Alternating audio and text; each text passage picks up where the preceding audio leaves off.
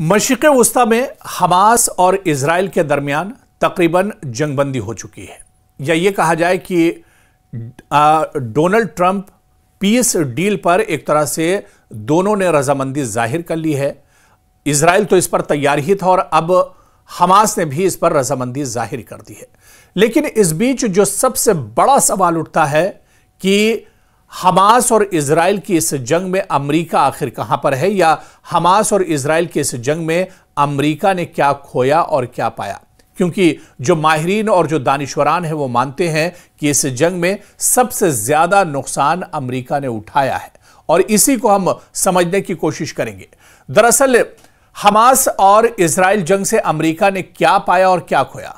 आज से ठीक 2 साल पहले बाइडेन हुकूमत का वजीर खारजा इजराइल रियासत के दौरे पर आए थे। गुरूर से डूबे हुए अमेरिकी वजीर खारजा 7 अक्टूबर के वाक़े पर एक तरह से बहुत परेशान थे, और वो इस जंग को न सिर्फ अपनी जंग करार दे रहे थे बल्कि इसके नुकसान और फायदे को अपना नुकसान और फायदा भी बता रहे थे। इसके बाद से अब तक के अमेरिकी बयानात और अमेरिकी किरदार को जमा करें तो अंदाजा होगा कि यह जो जंग है वाकई अमेरिका की जंग थी, और इसी को हम समझने की कोशिश करेंगे।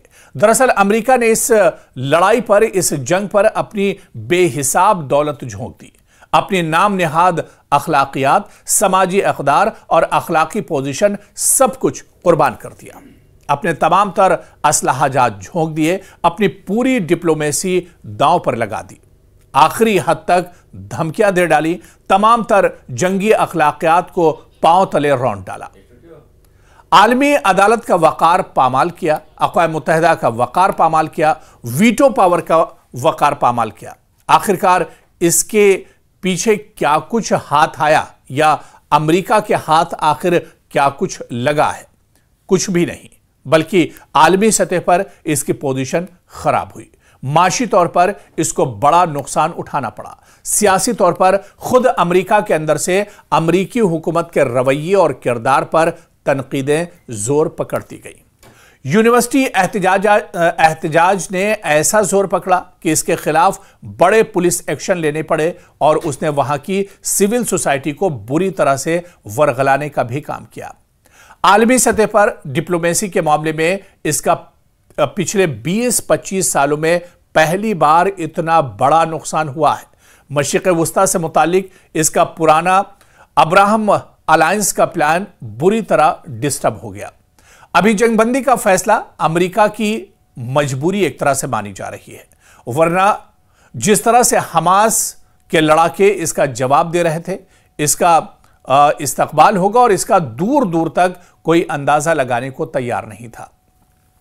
आप देखिए कि ट्रंप और अमेरिकी वजारत खारजा या व्हाइट हाउस की तर्जुमान की जानिब से जो भी बयानात सामने आए हैं, इनका रंग देख ले, और 4 दिन पहले की ट्रंप और नेतन्याहू की प्रेस कॉन्फ्रेंस याद कर लें। इन दोनों में दरअसल बहुत फर्क आपको साफ साफ नजर आएगा। ट्रंप ने एक तरह से नेतन्याहू को फटकार लगाने का काम किया है, और अब अमेरिका इस जंग को फौरी तौर पर खत्म कर देना चाहता है। पिछले 2 साल से जो 2023 से जो जंग हमास और इजराइल के दरमियान शुरू हुई थी, दरअसल अब अमेरिका इस जंग को खत्म करना चाहता है, क्योंकि इसको अंदाजा है कि इस महाज को तोड़ने और खत्म करने में बहुत वक्त लग जाएगा। मुमकिन है कि मजीद 1-2 साल लग जाए, और इसमें भी किसी हद तक कामयाबी मिल सकेगी, कुछ कहा नहीं जा सकता है। हर गुजरता दिन अमेरिका और इजराइल के लिए मुश्किलात में इजाफा ही पैदा करता जा रहा है, और गजा और फिलिस्तीन की अगर बात करें तो नुकसान यकीनन नाकाबिले बयान है, लेकिन अमेरिका और इजराइल का नुकसान भी नाकाबिले शुमार है। और सिर्फ अगर हमास और इजराइल के इस जंग को देखा जाए तो इसमें गजा में ही नुकसान नहीं हुआ है, या गजा में ही बड़े पैमाने पर जानी नुकसान नहीं हुआ है। हालांकि गजा में तो हमास के नाम पर जिस तरह से कत्ले आम किया गया है, तारीख इसे कभी भुला नहीं पाएगी। हमेशा यह कत्लेआम तारीख में एक तरह से याद रखा जाएगा, क्योंकि माहिरीन ने कहा कि जो घिनौनी हरकत हिटलर ने नहीं की थी, उससे ज्यादा घिनौनी हरकत नस्लकुशी और इसके अलावा कत्लेआम बिन्यामिन नेतन्याहू की इजराइल की फोर्सेस ने किया है। तो कहीं ना कहीं इस पूरी जंग में अमेरिका और इजराइल का भी बड़े पैमाने पर नुकसान हुआ है। और सिर्फ ऐसे ही डोनाल्ड ट्रंप ये जंग रुकवाना नहीं चाह रहे थे, डोनाल्ड ट्रंप ऐसे ही पीस डील लेकर नहीं आए थे, बल्कि इसके पीछे बहुत कुछ कारफरमा है।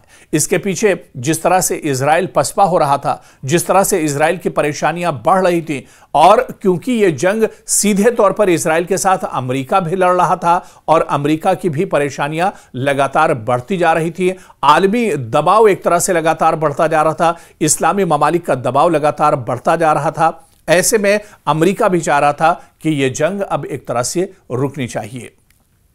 आप देखिए कि ये एक दरअसल खतरनाक दलदल है जिसने अमेरिका और इजराइल को हर तरह से डैमेज करने का काम किया, और इसे किसी भी तरह एक बाइज्जत जो रेस्पेक्टफुल एग्जिट था वो अमेरिका और इजराइल को मिलता नहीं दिख रहा था। और इसी वजह से आनन फानन में डोनाल्ड ट्रंप ने एक पीस डील तैयार की, और इस पीस डील के बहाने से वो रेस्पेक्टफुल एग्जिट एक तरह से जो एक वाहिद रास्ता है वो ढूंढने में कामयाब हुए। और इस वक्त ट्रंप की जंगबंदी तजवीज के नाम पर जो कुछ चल रहा है वो सही तौर पर एक बाइज्जत खुरूज यानी रेस्पेक्टफुल एग्जिट ही है। अगरचे इस बात को हमास के लोग भी जानते हैं और दुनिया भर के लोग भी जानते हैं कि ना तो अमेरिका अपने मुआहिदों का कभी पाबंद रहा है और ना ही इजराइल।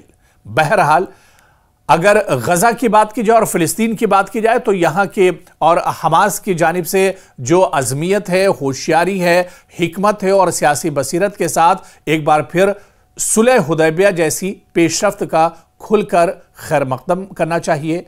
और जिस तरह से यहां पर हमास ने भी वक्त की नज़ाकत को देखते हुए बड़ा कदम उठाया और उसने भी रजामंदी जाहिर की है। हालांकि जो माहिरीन हैं और खुद यहां तक हमास का भी यह मानना था कि ये जो पीस डील है ये दरअसल इजराइल के हक में है और इसमें अमेरिका का दरअसल फायदा नजर आता है पूरे तौर पर। लेकिन फिर भी जो वक्त की नज़ाकत थी, जितने बड़े पैमाने पर गजा में नुकसान हो चुका था, जितने बड़े पैमाने पर गजा में कत्लेआम हुआ था, जिस तरह से गजा के हालात थे, ऐसे में अब हमास भी एक तरह से उसने एक मसलहत समझी और वो एक तरह से जंगबंदी के लिए तैयार हुआ है। हालांकि हमास की तरफ से भी ये कहा गया था कि ये जंगबंदी एक तरह से और ये जो पीस डील है एक तरफा है, इसमें कई ऐसे नुकात हैं जिन्हें वो मानने के लिए तैयार नहीं है। लेकिन फिर भी एक तरह से हमास को मसलहतन ये कदम उठाना पड़ा है क्योंकि इजराइल ने हामी भर दी थी।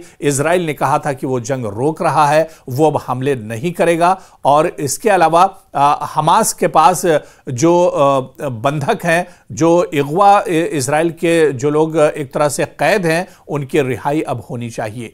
तो आने वाले दिनों में इस जंग का और इस जंगबंदी का क्या कुछ असर होगा, यह सबसे बड़ा सवाल ये कि अमेरिका और इजराइल ने और ख़ासतौर से अमेरिका ने इस जंग में क्या कुछ खोया और क्या कुछ पाया। क्योंकि आप जब से जंग शुरू हुई है उसके बाद से अमेरिका भी तनकीदों के एक तरह से दायरे में रहा है, अमेरिका पर भी जमकर तनकीदें होती रही हैं। क्योंकि अमेरिका इस पोजीशन में था कि जब चाहता इस जंग को रोक सकता था, लेकिन जानबूझकर मासूमों का कत्लेआम गजा में कराया गया, ख़वातीन और बुजुर्गों के साथ जमकर यहां पर जुल्म ढाए गए और अमेरिका एक तरह से खामोश तमाशाई बना रहा। तो ऐसे में नुकसान अमेरिका का भी बड़े पैमाने पर हुआ है। हालांकि अमेरिका इसे मानने को तैयार नहीं है, लेकिन पूरी दुनिया इस सच्चाई को देख रही है।